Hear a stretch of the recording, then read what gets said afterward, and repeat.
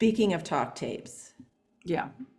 should we talk about this most recent episode? Yeah, what episode number was it? Do you remember? That is a It's great the one that's question. live from South by Southwest. Uh-huh. Yeah, it is episode 7 of the talk tracks, Love Beyond Words. Oh boy, it was so good. It was so good. What did you take away from it? Well, first of all, it was amazing to have John Paul's mom back and Yeah. hear her talking about John Paul and Lily's love story and like the freedom that she gave them, which was so incredible. But and then I don't remember her name, Jazz, Mm, the autistic girl who didn't realize that she was autistic until she was in her 20s because she's yeah. hyperverbal. I loved everything that she said, but for me, like the most interesting part was the CEO from Bumble, Whitney. I can't remember her name, Whitney something Herd, and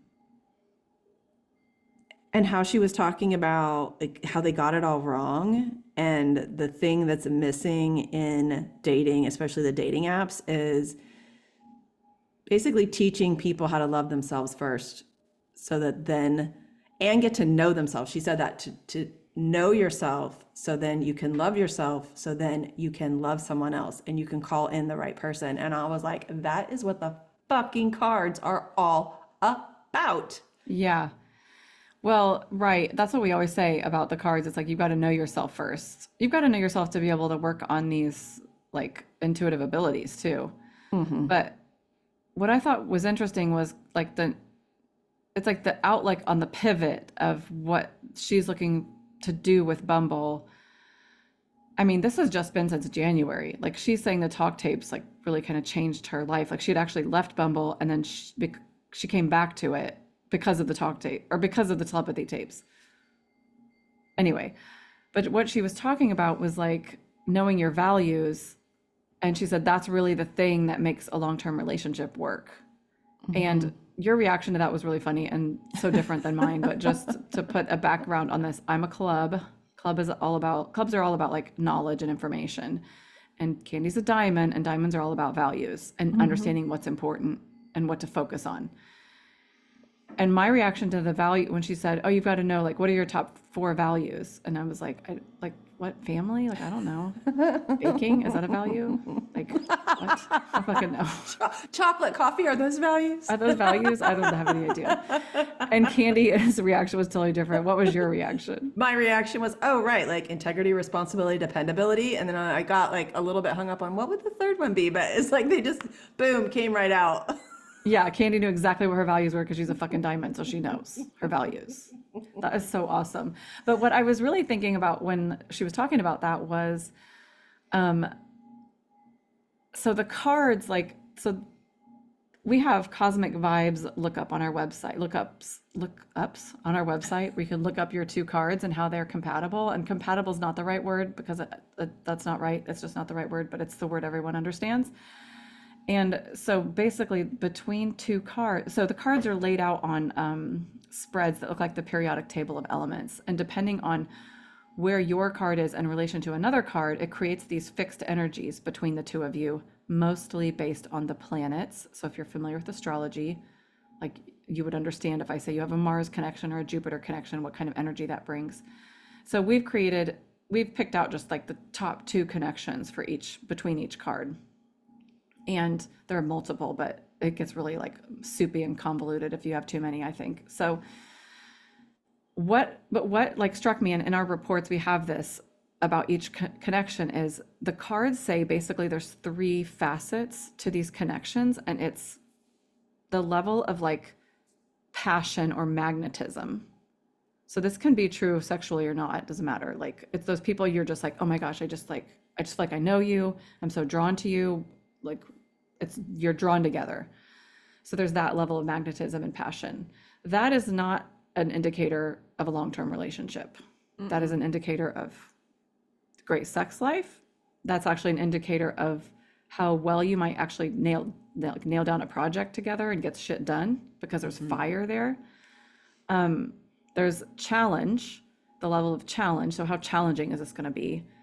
Again, that's not really an indicator of long-term relationships, because just because it's challenging doesn't mean it's not long-term. Like you can have, like, I'm thinking of like having a karmic relationship, which is, so I said planets, but there's a couple of others that are not planets. So karma is one of them. And if you have a karmic relationship, that can be really challenging, but there are a lot of people who are married who have karmic relationships.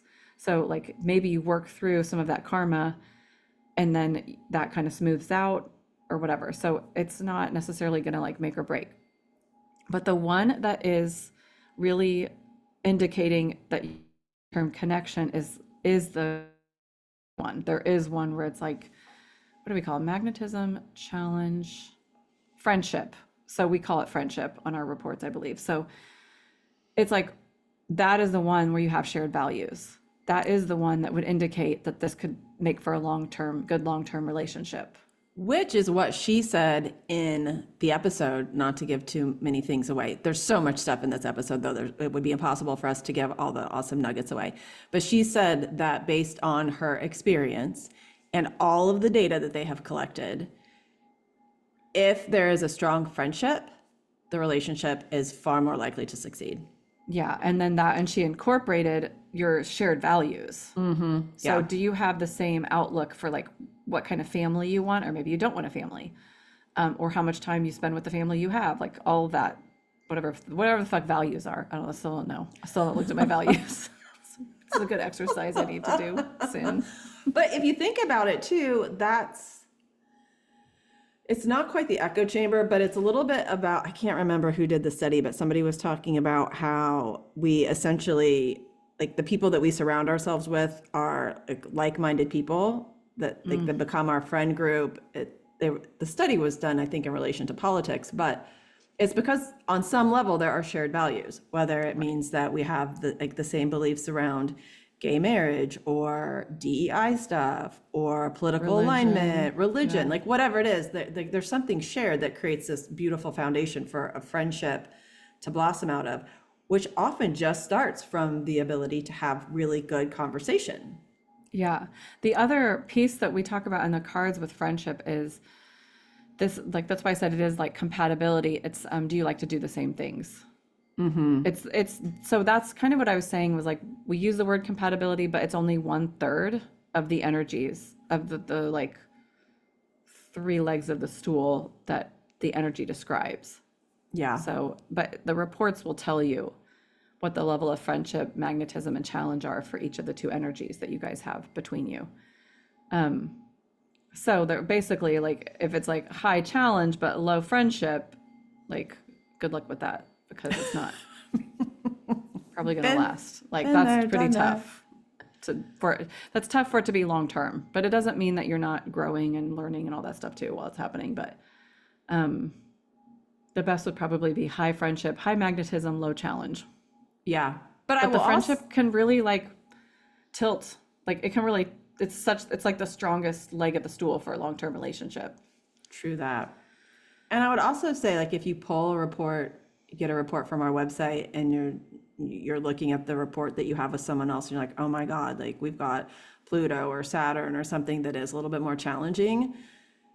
It can help to reframe the relationship from the perspective of, oh, now I see why this has been a little bit more challenging. It's because we have Saturn and one of us is a teacher and one of us is a student. And like I'm pushing against that energy. Like I don't want to be a teacher and I don't want to be a student. Like I want us to be peers. Well, that's just not going to happen there. So once you get the right framework, then sometimes it can allow the energy to settle and then the challenge just doesn't feel as much of a challenge. Yeah, and there's just 2 different, well, there's kind of a range in each energy. So like Saturn's a perfect example. There are a lot of long-term relationships that have Saturn as one of the energies because Saturn actually brings a great deal of stability. Mm-hmm. So like there's always like more than one layer. So like Pluto can be really challenging, but it is what will bring you to your purpose. And when you're in, let's say you are both like spiritually evolved or you do your inner work and you're in a Pluto relationship, that's like a whole other echelon and almost like a whole different vibe than if you're just battling it out with the battle of the wills, which is what Pluto is at its basic level. You could be at like the evolved level of that, where you're just like bringing each other to your life's purpose. I dated a guy and the energy between us was Pluto. His initials were JT. And Justin Timberlake? oh my God, that would be amazing. But he's my karma card. So that might not be as fun. Although I'll be willing to give it a whirl. So JT, give me a ring. No, but it was Pluto. And I can totally see how we were pushing each other. And when it was over or when we had had enough, like it was the calmest breakup ever. It was just like, we just like texted each other. We probably need to like sit down and have a chat. This doesn't seem like it's going anywhere. And so we had like a breakup dinner, a celebration of like the 5 months that we had dated and like the things that we learned. We did this like little like kudos back and forth, and then it was done. It was over. Yeah. No drama, nothing dramatic. It was like just this lovely evolved space to be in, and yeah, ran its course. Really funny. Yeah, it's over. It's done now. Yeah. But hashtag Justin Timberlake, you can call me. Yeah, well, that is really funny. That is maybe another episode, but it is fun to look at your celebrity crushes and what your cards are with them. Because like Candy's one of her most favorite celebrities is Justin Timberlake, and we're like, we should look that up. Oh, he's your karma card. And one of my most favorite people is Chris Martin, and guess what? He's my karma card. Mm-hmm. So it's pretty funny to look at that too. And I think it goes too for like those celebrities that like everyone seems to love, but you can't stand. Like you probably have like some kind of rub there with your, like, I know that for me, it's like people with my same card. It's either completely love them or I'm like, whatever, I don't care. You annoy the piss out of me. Go away. It's really funny. Yeah. So I really liked her talking about friendship on the podcast, on the talk tapes, and how our number one responsibility is to getting to know ourselves better and loving ourselves more. And I feel like that's what the cards help to teach us too, is all the ways that, I don't want to say that we're challenged, but the things that we have to overcome, but then also the strengths and how those two things play so well together. Yeah, and how everyone's got their own strengths and and it kind of moves you. Yeah, something you said earlier, it's like what you were talking about with Saturn and Pluto. It's like it moves you into a place of acceptance, because like I said this earlier, but you can't change those energies. Mm-mm. That is what they are. There's nothing you can do about it. You can work with them. You can understand yourself better and your reactions better through them, which will help everything. But it's like, it also moves you into this place of, oh, okay, so this is a transformative relationship. That's what's happening here.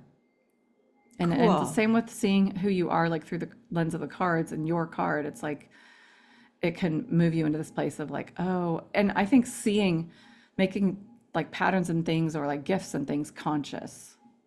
Mm-hmm. You may not realize something about yourself. That's the beautiful thing about like astrology and numerology, cardology, the Enneagram. It's like, oh, you can, like someone's explaining to who you are in a way, and that when you see that, then you actually shouldn't be limited by it. You should be choosing to like accept the strengths and like work with what would be considered the weaknesses or the challenges.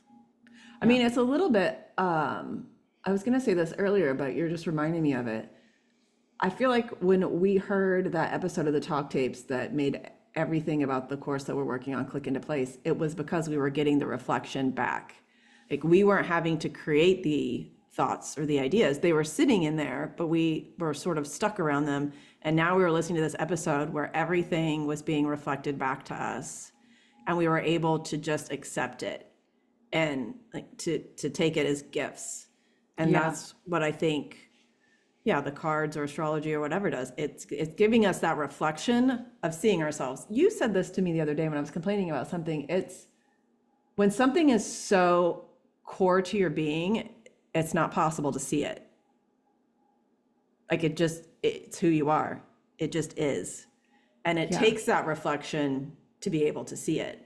Like the fact that you Yeah. can see it in someone else means that it is a part of you. Okay, now how do I want to deal with that part of me? Now that I've been able to see it reflected out externally in the world. Yeah, it seems like that the thing that just really fucking pisses you off the most about someone else is there's a clue right there. Always. Oh my God, always. And I like that's the most important thing to know about yourself. It took me a real long time to figure that out, that if somebody like assuming that they didn't do anything terrible, that they're just like sharing an idea or a thought, and if it takes me from 0 to 60, I know that there's something there. I might not be Right. in the place where I can deal with it in that moment, but I do need to reflect on it at some point when I've calmed myself down. Yeah, because otherwise you'd be able to just like dismiss it. Like it Yeah. would just, it's almost like it'd be like wispy and you'd just be like, oh, they just said that, whatever. Um, well, the core to your being thing reminds me of back to the cards. One of the things, and I'm going to talk clubs and diamonds again, but if you want to find out about hearts and spades, get your guide.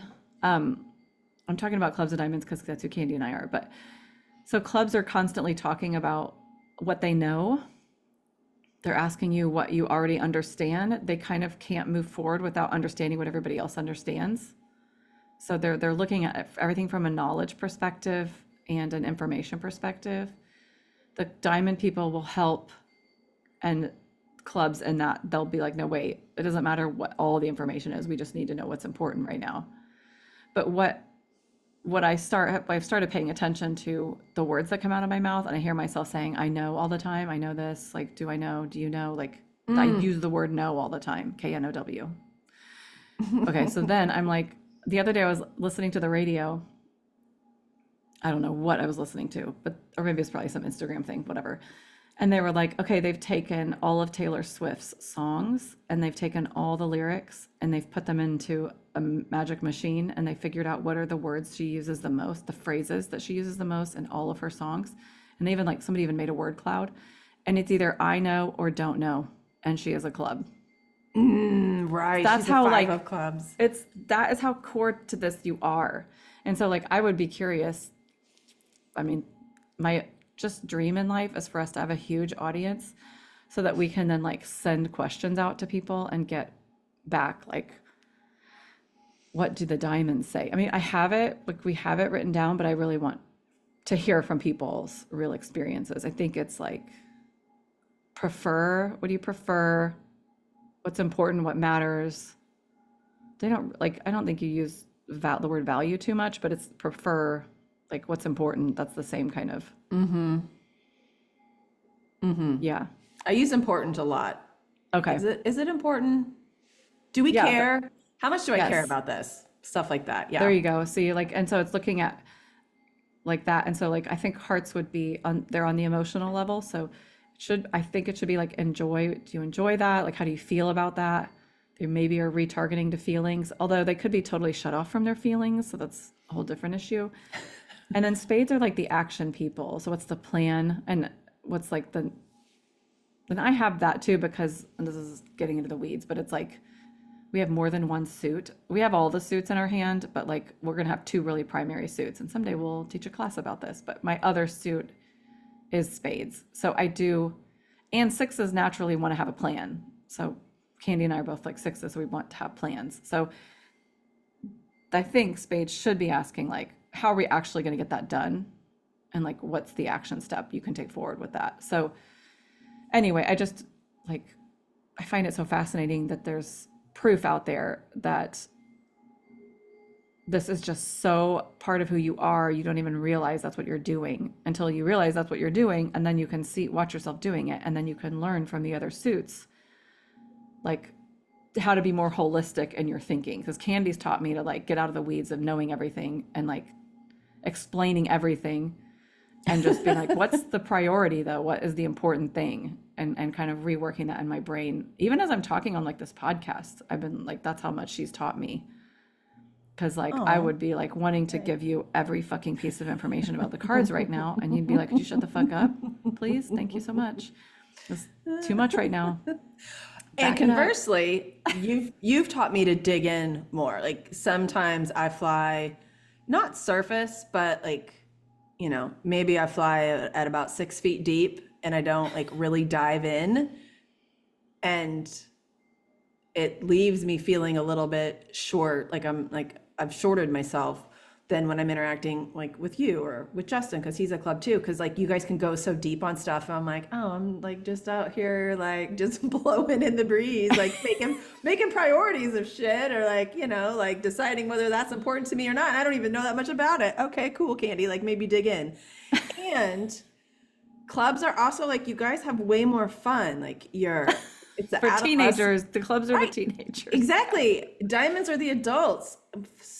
I like to think of myself as fun, but I don't know how many times I have been told by people that I come off as serious. And I'm like, I'm sorry, what? Like, I don't see myself as that, but then I see myself in relation to like clubs or like, God forbid, hearts. And I'm like, oh yeah, like I am like a little bit too buttoned up sometimes. Well, but that brings stability. Like that is, then you're the rock for, This is true. which is not always fun, but it is true. It's like you're the adults. It's like, it's all, so hearts are the children, clubs are the adolescents, diamonds are the adults, like the earning of money years, and then spades would be the retirement people. So, and like the sages, the wisdom keepers. And so like, there's just the high and low side of each of those things. So hearts can be, we say like be childlike, not childish. Clubs can be like angsty, they can be moody, but they can be fun. Diamonds are like, they can be serious, but they're also like the person you go to when you want advice, because they have their shit together, usually diamonds do. And the spades are like just adulting all the time. Like they're probably more serious than any of the other suits, I would say. Yeah, But and they're they're just wise. So wise. and they could wrap back around, right? And like that cycle should come back around to the childhood. So like really, as you become in your older years, if you ever listen to those spiritual masters, like Candy and I went to Yogaville in Virginia, and we did a retreat. That was, God, that was It so was good. so good. So good. We did a yin yoga retreat. I was like, I just want to live there. It was amazing. But they would play, it was like Yogananda. Isn't it Maybe? Satchidananda Yogananda? Yeah, yeah. They would play his tapes. Like they would have silent lunches sometimes, and they would play his tapes overhead, and he just was just cracking jokes all the time. They'd be like asking him questions about their divorce that they're having, and he'd be just like making jokes. And that's like the idea, is that we return back to childhood and have fun and are lighthearted. So as a spade, like that's probably your goal more than anyone, is to return back to being lighthearted. Right, which in the tarot, right, would be the returning to the Fool. Yeah. So good. Yeah, so good. Just Yeah, dropping all this this cards. We're finally talking about the cards. We're like, we The have stuff we know, podcast. guys. It's called One Card Shy, but like, have you talked about the cards very much? No. We're just gonna keep you guessing. Keep you guessing. Keep you waiting They're for gonna it. come up when they come up. We're like rule free over here, We are just pressure free, trying to live our best lives. and not overdo it, which is our tendency. So much so. So much so. All right, cool. So I think the takeaway here is everybody needs to listen to Talk Tapes episode 7. Is it talk? It's sorry, telepathy talk tapes tracks. and talk tracks. It's too many T's. It's too many T's, and it's episode, Episode 7. 7. Love beyond words. But did you listen to the one before that? We don't have to get into this, but just I'm curious. Did you listen to the Alzheimer's one? Yes. Oh my God, this shit is so good. Okay, cool. We will not get into that right now. Yeah, it's real good. So good. All right. Next We time, wrapping y'all. it Next up? time. Yeah. Yeah. See you later. That wraps this episode of One Card Shy. Did you love it? Leave us a review, share it with your friends, and sign up for our monthly crown straightener. Bonus, you'll get our free Claim Your Crown guide when you subscribe. And be sure to find us on Instagram and check out our website. Both are rainworld.co. All the links are below. See you next time, Queens.